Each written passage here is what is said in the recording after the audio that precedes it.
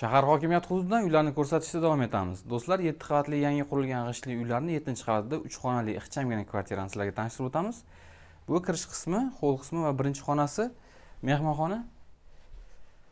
Ko'rishingiz mumkin, ixchamgina mehmonxona. Bu mebellar qoldirilyapti. Faqatgina gilam bilan mana bu televizor olib chiqib ketiladi. Romlari akfa. Bu yerda chiqish eshigi bor, ya'ni balkonga 3 metrli balkon bor, panjaralar bilan o'ralgan, alohida konditsioner o'rnatilgan va radiatorlar ham o'rnatilgan. Bular ham qoldiriladi. Ikkinchi xonasi bolalar yotoqxonasi, ikkita farzandga mo'ljallangan bolalar yotoqxonasi. Barcha jihozlari qoldirilyapti. Chiroyli holatda.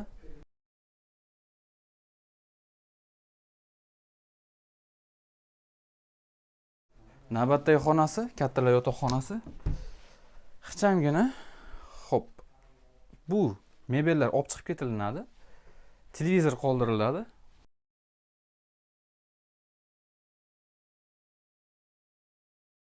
Bu yerda alohida qilingan sanuzel mavjud. Bu vannaxona, oyoqdagi devorlar kafe urilgan.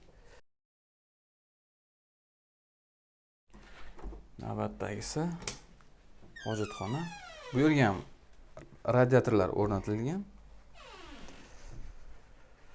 Bu yer esa oshxona, o'tirib ovqatlanish uchun stol-stullar mavjud. Hamma jihozlar qoldirilyapti. Xolodilnik ham, gaz plita, stiralka va duh kontur o'rnatilgan uyni to'liq isitish tizimi bilan ta'minlash uchun. Xo'p, romlar akfa, panjaralar o'rnatilgan.